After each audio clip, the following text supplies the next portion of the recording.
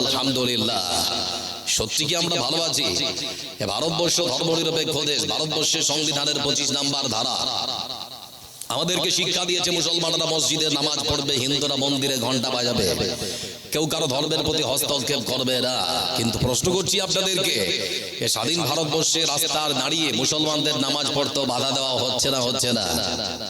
হচ্ছে। লক্ষ্য করে দেখলাম কিছুদিন আগে আমাদের প্রাচীনতম যে মসজিদ বাবরি মসজিদের জায়গায় বিশাল বড় রাম মন্দির নির্মাণ করে জানুয়ারির 22 তারিখে আমরা লক্ষ্য করে দেখলাম শ্রীরামচন্দ্রের প্রাণ প্রতিষ্ঠা করা হলো। আপনারা দেখেছেন না? দেখেননি? বন্ধু আমার বলতে চাচ্ছি যে ভারতবর্ষের প্রাচীনতম 450 বছরের পুরনো মসজিদটা পর্যন্ত তারা নিয়ে নিয়েছে। তারপরেও আমি মুসলমান কেমন করে ভালো থাকতে পারি? আমার তো দরকার। ইতিহাস সাক্ষী রয়েছে, মসজিদ ছিল, মসজিদ আছে, মসজিদ থাকবে। কিন্তু বন্ধু আমার বলতে যাচ্ছি, আপনার ছোট্ট 4 বছরের বাচ্চাটাকে অন্তত শেখান সেটা আমাদের ছিল। যদি সম্ভব হয় তাহলে আপনার বাচ্চা উদ্ধার করবে, যদি না পারে তাহলে তার বাচ্চা উদ্ধার করবে। তারও বাচ্চা যদি না পারে, যেদিন আকাশ থেকে ঈসা আলাইহিস সালাম নেমে আসবেন পৃথিবীর বুকে, সেদিন কোনো মায়ের বেটার ক্ষমতা নেই, মসজিদ উদ্ধার হবেই হবে ইনশাআল্লাহ। চলো বলি ইনশাআল্লাহ। কারণ এটা আমি বলছি না, 2019 সালে যখন সুপ্রিম কোর্টের মহামান্য বিচারপতি রায় ঘোষণা করেছিলেন, তিনি তখন বিবৃতিতে বলেছিলেন সেখানে মন্দিরের পরিবর্তে মসজিদ নির্মাণ করা হয়েছে, সেরকম কোনো প্রমাণ আমাদের হাতে নেই। হিন্দুদের আস্থা এবং বিশ্বাসের উপরে আমরা ফায়সালা দিতে বাধ্য হয়েছি। এজন্য কথা বললাম বন্ধু আমার, শুধুমাত্র ভারতবর্ষের বাবরি নয়, আপনারা লক্ষ্য করছেন পৃথিবীর বুকে আরেকখানা দেশ ফিলিস্তিন, ফিলিস্তিনের গাজা উপত্যকাকে এক প্রকার মৃত্যুপুরীতে পরিণত করা হয়েছে। আপনারা লক্ষ্য করছেন সেখানকার সব থেকে পৃথিবীর এখন স্বৈরাচারী শাসক, যার নাম হচ্ছে নেতানিয়াহু। নেতানিয়াহু অসংখ্য বোমা বারুদ ঢেকে, অসংখ্য মিসাইল ছুড়ে ছোট ছোট বাচ্চাদের পর্যন্ত প্রাণ কেড়ে নিতে কোনো রকম দ্বিধা করছে না।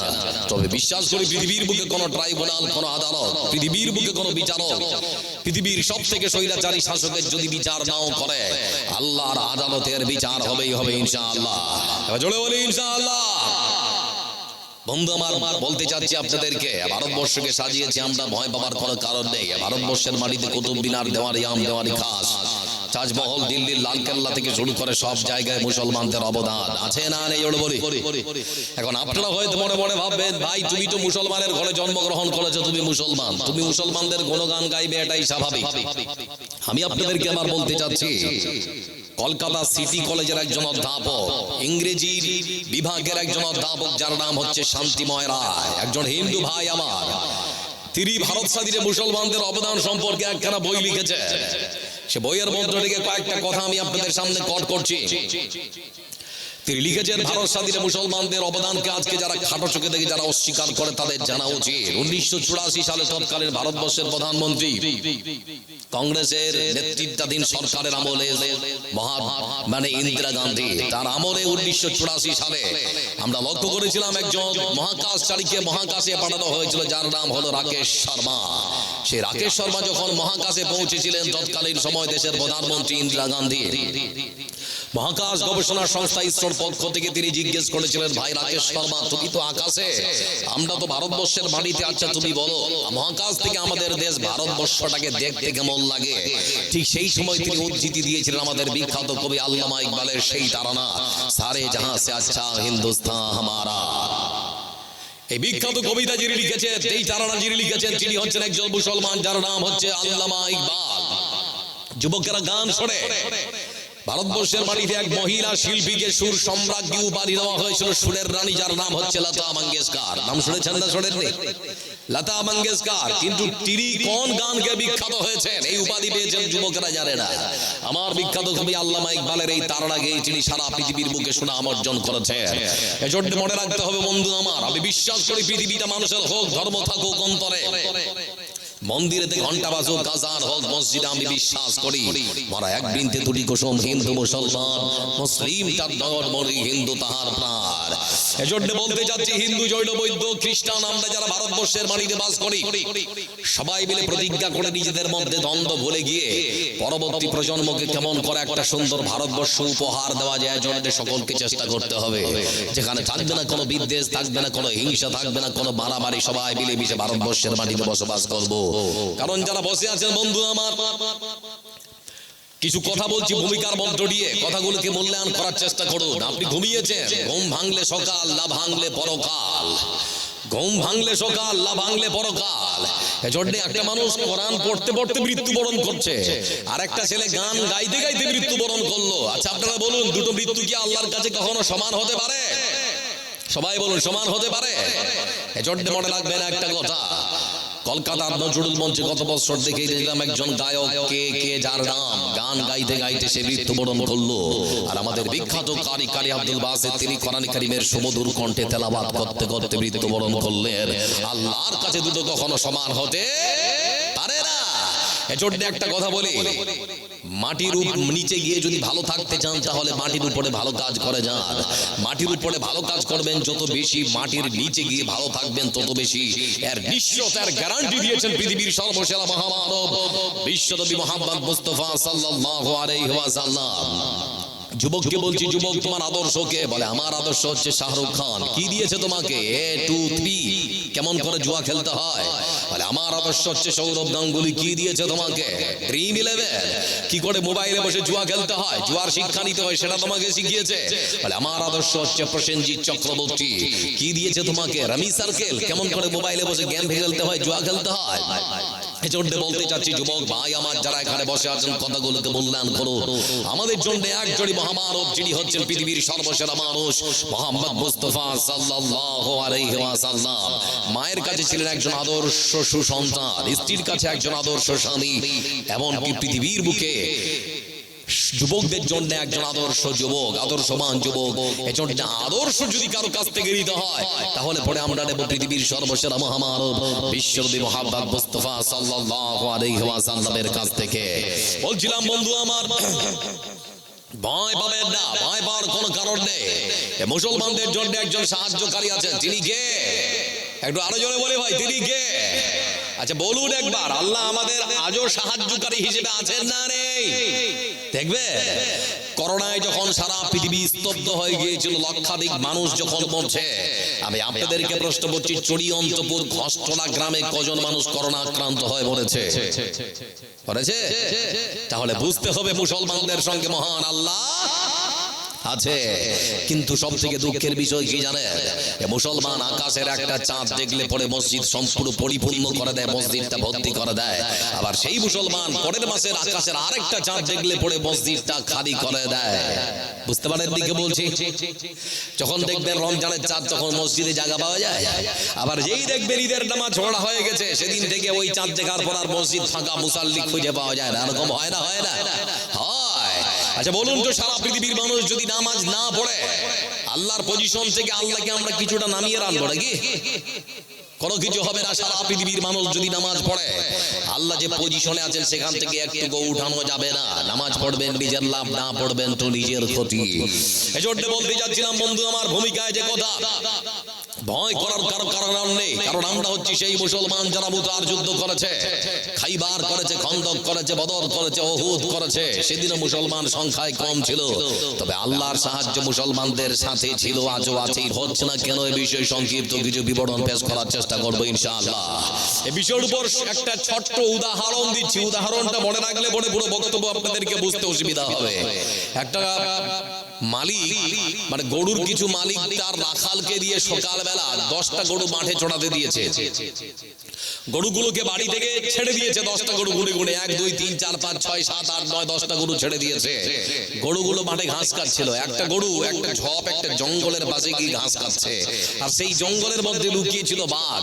বাঘ যখন দেখতে পেয়েছে গরুটা আমার নাগালের মধ্যে, গরুকে দেখে যখন বাঘ দিয়েছে ঝাঁপ, গরু এবার বাঁচার জন্য লেজ উঠিয়ে দে দৌড়। গরু ভাবছে বাঘের সঙ্গে তো দৌড়ে পারবো না, জীবনটা বাঁচাতে হবে। তো দেখতে পাচ্ছে একটা পুকুর, পুকুর থেকে কিছুটা জল তুলে নিয়েছে, তো কাদামাখা পুকুরে গরু দিয়েছে ঝাঁপ।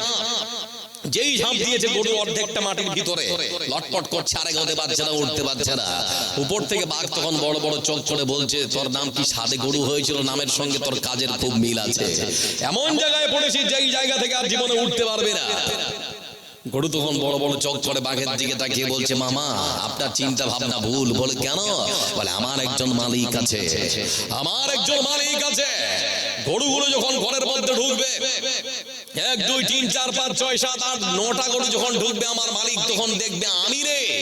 আমার মালিক তখন খুঁজতে খুঁজতে যদি এখানে এসে দেখে আমি কাদার মধ্যে লটপট করছি, দুজন চারজনকে ডেকে নিয়ে এসে আমার গলাতে রশি বেঁধে আমাকে বিপদ থেকে টেনে উদ্ধার করবে।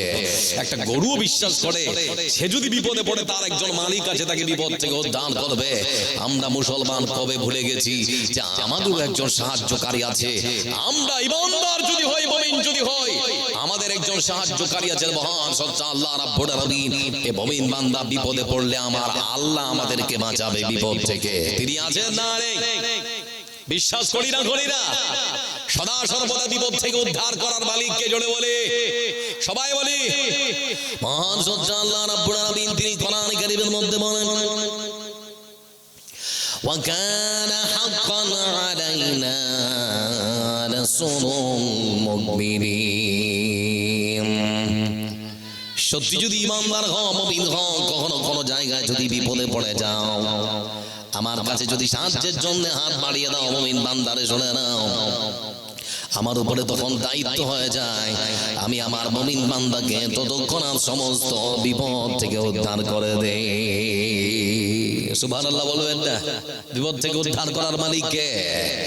এজন্য মহান সত্তা আল্লাহ রাব্বুল আলামিন কোরআন কারীমের আরেক আয়াতে বলেন ولا تهنوا ولا تحزنوا وأنتم الأعلون إن كنتم মুমিনিন।